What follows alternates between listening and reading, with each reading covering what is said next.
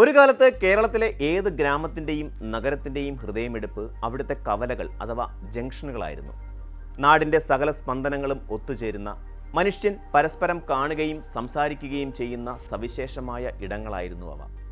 രാഷ്ട്രീയ ചർച്ചകൾ ചൂടുപിടിപ്പിക്കുന്ന ചായക്കടകൾ, നാട്ടുവാർത്തകൾ പങ്കുവയ്ക്കുന്ന കവലയിലെ വായനശാലകൾ, യാത്രക്കാരെ കാത്തുകിടക്കുന്ന ഓട്ടോറിക്ഷ സ്റ്റാൻഡുകൾ, വൈകുന്നേരങ്ങളിൽ സജീവമാകുന്ന മത്സ്യ മാർക്കറ്റുകൾ എന്നിവയെല്ലാം ചേർന്നതായിരുന്നു നമ്മുടെ ജംഗ്ഷനുകൾ.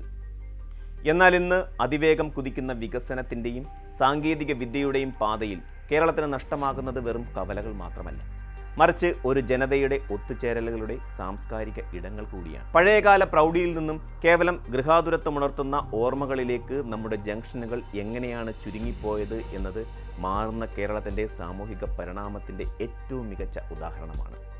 ഒരു സാധാരണ മലയാളി കുടുംബത്തിൻ്റെ സായാഹ്നങ്ങളെ ജംഗ്ഷനുകൾ എത്രത്തോളം സ്വാധീനിച്ചിരുന്നു എന്ന് ചിന്തിക്കുമ്പോഴാണ് ഈ മാറ്റത്തിൻ്റെ ആഴം വ്യക്തമാകുന്നത്. ജോലി കഴിഞ്ഞ് മടങ്ങുന്ന ഗൃഹനാഥൻ നേരെ വീട്ടിലേക്കല്ല, മറിച്ച് ജംഗ്ഷനിലേക്കായിരുന്നു പോയിരുന്നത്. വീട്ടിലേക്ക് ആവശ്യമായ പച്ചക്കറികളും പലചരക്ക് സാധനങ്ങളും വാങ്ങുക എന്നത് മാത്രമായിരുന്നില്ല, നാട്ടുകാരുമായി ആശയവിനിമയം നടത്തുക എന്നതുകൂടി ആ സായാഹ്ന സന്ദർശനങ്ങളുടെ ലക്ഷ്യമായിരുന്നു. അച്ഛൻ കവലയിൽ നിന്നും കൊണ്ടുവരുന്ന കടലാസ് പൊതികൾക്കായി കാത്തിരിക്കുന്ന കുട്ടികൾ ഒരു കാലത്തെ വീടുകളിലെ സ്ഥിരം കാഴ്ചയായിരുന്നു. ആ പൊതികളിൽ പലഹാരങ്ങളോടൊപ്പം ആ നാടിൻ്റെ സ്നേഹവും കരുതലും ഉണ്ടായിരുന്നു. എന്തിനുമേതിനും ജംഗ്ഷനിൽ പോയാൽ നടക്കും എന്നൊരു വിശ്വാസം അന്നത്തെ ജനങ്ങൾക്കിടയിലുണ്ടായിരുന്നു. എന്നാൽ ഇന്ന് ആ കാലം പൂർണ്ണമായും അസ്തമിച്ചിരിക്കുന്നു. മനുഷ്യർ തമ്മിലുള്ള നേരിട്ടുള്ള ആശയവിനിമയത്തിൻ്റെ ഏറ്റവും വലിയ വേദികളാണ് ഇല്ലാതായിക്കൊണ്ടിരിക്കുന്നത്. കാലം മാറിയപ്പോൾ കച്ചവടത്തിൻ്റെ രീതികളും മാറി. ജംഗ്ഷനുകളിൽ മാത്രം ഒതുങ്ങി നിന്നിരുന്ന നമ്മുടെ കടകമ്പോളങ്ങൾ ആളുകളുടെ വീട്ടുപടിക്കലേക്ക് നടന്നെടുത്തു. മുക്കിലും മൂലയിലും വലിയ സൂപ്പർ മാർക്കറ്റുകളും ഹൈപ്പർ മാർക്കറ്റുകളും ഉയർന്നു വന്നു. ഇതിനൊപ്പം സ്മാർട്ട് ഫോണുകളുടെയും ഇൻ്റർനെറ്റിൻ്റെയും വ്യാപനം കൂടിയായപ്പോൾ ഓൺലൈൻ ഷോപ്പിംഗ് നമ്മുടെ ജീവിതത്തിൻ്റെ അവിഭാജ്യ ഘടകമായി മാറി. ആമസോണും ഫ്ലിപ്കാർട്ടും സ്വിഗ്ഗിയും ഇൻസ്റ്റാമാർട്ടും വിരൽത്തുമ്പിൽ സേവനങ്ങൾ എത്തിക്കാൻ തുടങ്ങിയതോടെ സാധനങ്ങൾ വാങ്ങാൻ വേണ്ടി മാത്രം ജംഗ്ഷനുകളിലേക്ക് പോകേണ്ട സാഹചര്യം ഇല്ലാതായി. ഉപ്പ് മുതൽ കർപ്പൂരം വരെ, പച്ചക്കറികൾ മുതൽ ഇലക്ട്രോണിക് സാധനങ്ങൾ വരെ എല്ലാം വീട്ടുപടിക്കലെത്തുമ്പോൾ കവലകളിലെ കടകളിലേക്ക് നടന്നു പോകാൻ ആരും തയ്യാറാകുന്നില്ല. ഉപഭോക്തൃ സംസ്കാരത്തിലുണ്ടായ ഈ മാറ്റം ജംഗ്ഷനുകളുടെ പ്രസക്തിയെ വലിയ രീതിയിലാണ് ചോദ്യം ചെയ്തത്. യാത്രാശീലങ്ങളിൽ വന്ന വമ്പിച്ച മാറ്റങ്ങളാണ് ജംഗ്ഷനുകളെ അപ്രസക്തമാക്കിയ മറ്റൊരു പ്രധാന ഘടകം. പണ്ടൊക്കെ ദൂരയാത്രകൾക്കും ദൈനംദിന ആവശ്യങ്ങൾക്കും ജനങ്ങൾ ആശ്രയിച്ചിരുന്നത് പൊതുഗതാഗത സംവിധാനങ്ങളെയായിരുന്നു. ബസ് കയറാനും ഇറങ്ങാനുമായി കവലകളിലെ വെയിറ്റിംഗ് ഷെഡുകളിൽ ആളുകൾ തടിച്ചുകൂടിയിരുന്നു. കവലകളിൽ ബസ്സിറങ്ങി വീട്ടിലേക്ക് കൂട്ടമായി നടന്നു പോകുന്ന വിദ്യാർത്ഥികളും ഉദ്യോഗസ്ഥരും നാട്ടുവഴികളിലെ സ്ഥിരം കാഴ്ചയായിരുന്നു. ഈ നടത്തങ്ങൾക്കിടയിലാണ് പല സൗഹൃദങ്ങളും ജനിച്ചതും അതുപോലെ വളർന്നിരുന്നതുമല്ല.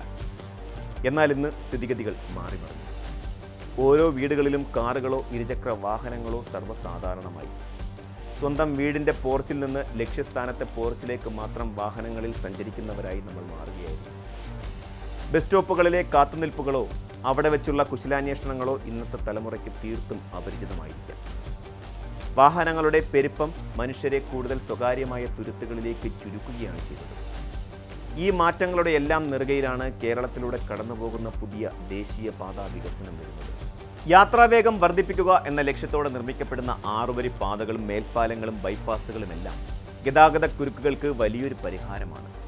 എന്നാൽ തിരുവനന്തപുരത്ത് നിന്നും കൊല്ലത്തേക്കുള്ള ഒരു യാത്രയുടെ പഴയ കാലവും ഇന്നത്തെ അവസ്ഥയും താരതമ്യം ചെയ്താൽ വികസനം നമ്മുടെ കവലകളെ എങ്ങനെയാണ് അരികുവൽക്കരിച്ചതെന്ന് നമുക്ക് വ്യക്തമാകും. പണ്ട് തിരുവനന്തപുരം നഗരം പിന്നിട്ടാൽ ശ്രീകാര്യം, കഴക്കൂട്ടം, കണിയാപുരം, മംഗലപുരം, ആറ്റിങ്ങൽ, കല്ലമ്പലം, ചാത്തന്നൂർ, കൊട്ടിയം തുടങ്ങിയ നിരവധി തിരക്കേറിയ ജംഗ്ഷനുകൾ കടന്നു വേണമായിരുന്നു പോകാൻ. ഓരോ ജംഗ്ഷനും അതിൻ്റേതായ സ്വഭാവവും ബഹളങ്ങളും കച്ചവട സ്ഥാപനങ്ങളുമെല്ലാം ഉണ്ടായിരുന്നു. യാത്രക്കാർ ഈ കവലകളിലെ കാഴ്ചകൾ കണ്ടും ഗതാഗത കുരുക്കുകളിൽ പെട്ടുമാണ് യാത്ര ചെയ്തിരുന്നത്. ആ യാത്രകൾക്ക് ഒരു പ്രദേശത്തിൻ്റെ ജീവതാളം തൊട്ടറിയാവുന്ന അനുഭവങ്ങൾ നൽകാൻ കഴിഞ്ഞിരുന്നു. എന്നാൽ ഇന്നത്തെ അവസ്ഥ തികച്ചും വ്യത്യസ്തമാണ്. പുതിയ ദേശീയപാത വരുന്നതോടെ ഈ പറയുന്ന ജംഗ്ഷനുകൾ പലതും നമുക്ക് മനസ്സിലാകുക പോലുമില്ല. ആറ്റിങ്ങൽ ബൈപ്പാസ് പോലെയുള്ള വലിയ റോഡുകൾ നഗരത്തിൻ്റെ ഹൃദയഭാഗത്തെ പൂർണ്ണമായും ഒഴിവാക്കിയാണ് കടന്നുപോകുന്നത്.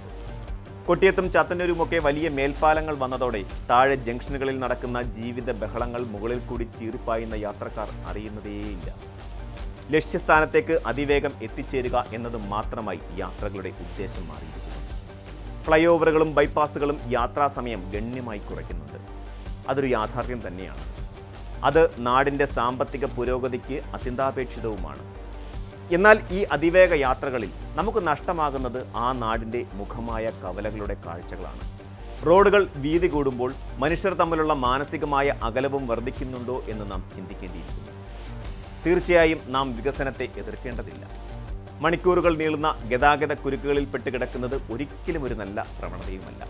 ആധുനിക കാലഘട്ടത്തിൽ സമയത്തിന് വലിയ വിലയുണ്ട്. അപകടങ്ങൾ കുറയ്ക്കാനും ചരക്ക് നീക്കം സുഗമമാക്കാനും മികച്ച റോഡുകൾ അനിവാര്യമാണ്. പുതിയ മേൽപ്പാലങ്ങളും ബൈപ്പാസുകളും കേരളത്തിൻ്റെ മുഖച്ഛായ തന്നെ മാറ്റുകയാണ്. അതോടൊപ്പം നാം ഓർക്കേണ്ട ഒരു കാര്യമുണ്ട്. മാറ്റങ്ങൾ എപ്പോഴും സ്വാഭാവികമാണ്. പഴയ കാലത്തെ പൂർണ്ണമായും മുറുകെ പിടിച്ച് മുന്നോട്ട് പോകാൻ ഒരു സമൂഹത്തിനും ഒരിക്കലും സാധിക്കില്ല. ജംഗ്ഷനുകൾ ഇല്ലാതാകുന്നത് വികസനത്തിൻ്റെ അനിവാര്യമായ ഒരു പാർശ്വഫലം മാത്രമാണ്.